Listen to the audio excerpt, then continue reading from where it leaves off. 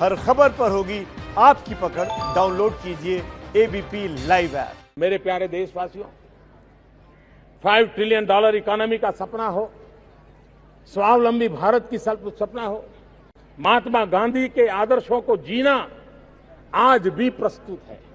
महात्मा गांधी के विचार आज भी स्तुत्य है और इसलिए मेक इन इंडिया का जो मिशन हमने लिया है उसको हमने आगे बढ़ाना है। मेड इन इंडिया प्रोडक्ट, ये हमारी प्राथमिकता क्यों ना होनी चाहिए। हम तय करें कि मैं अपने जीवन में मेरे देश में जो बनता है, जो मिलता है, वो मेरी प्राथमिकता होगी। जानकार मानते हैं कि इस कार्यक्रम की कामयाबी में देश की दशा और दिशा बदलने की क्षमता है, लेकिन उसके लिए सरकार को पहले से ज्यादा गंभीरता और गहराई में जाकर काम करना होगा।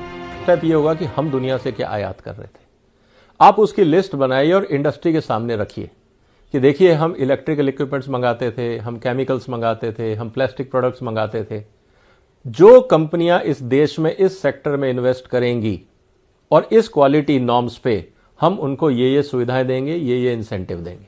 पहली बात, जब आप अपनी जरूरतें पूरी कर लेते हैं तो आपको यह पता है कि चाइना से क्या क्या चीज किस किस देश में जाती थी, ये डेटा अवेलेबल है। आप वो डेटा वापस इंडियन कंपनीज को दीजिए कि देखिए चाइना यहां सप्लाई करता है, आप क्यों नहीं एक्सपोर्ट कर पा रहे हैं। तो लोग अपनी शिकायतें बताएंगे, कमजोरियां बताएंगे कि हमारे यहां ये टैक्स ज्यादा है, इंफ्रास्ट्रक्चर की प्रॉब्लम है, वेयर हाउस नहीं है, पोर्ट नहीं है, जो भी है। आप उन प्रॉब्लम्स को सॉल्व करते जाइए, आप चाइना का अल्टरनेट बना देंगे।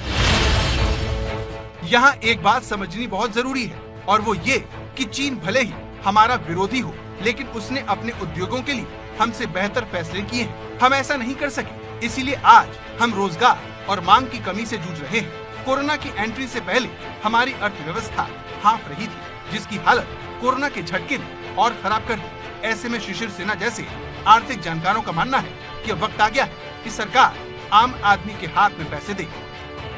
ऐसे समय में आर्थिक सुधार का सीधा सीधा मतलब यह है कि लोगों के हाथ में किस तरीके से हम पैसे, संसाधन मुहैया कराएं जिससे कि वो खर्च करें।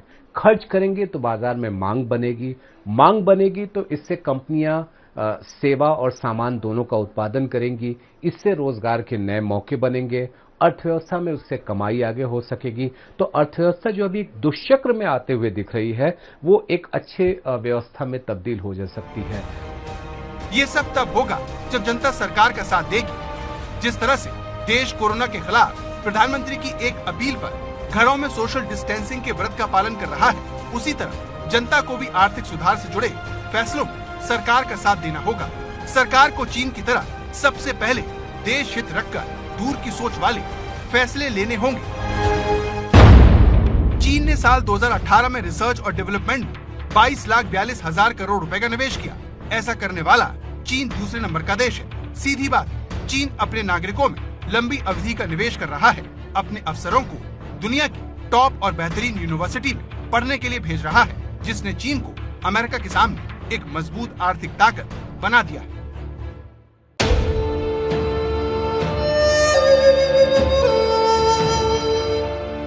गौतम बुद्ध ने कहा था, अप दीपो भव, मतलब किसी दूसरे से उम्मीद लगाने के बजाय अपना प्रकाश, अपनी प्रेरणा खुद बनो।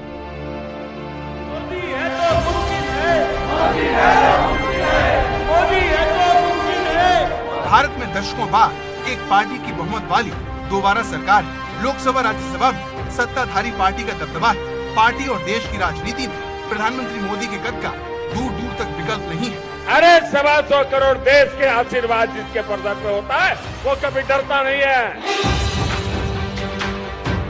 और सबसे बड़ी बात, देश के सामने अस्तित्व का संकट है। भारत के पास वो हर चीज है जिसकी कल्पना एक देश कर सकता है। जरूरत है तो बस भारत को सामने रखकर देश को नए आर्थिक सुधारों के रास्ते पर ले जाने की।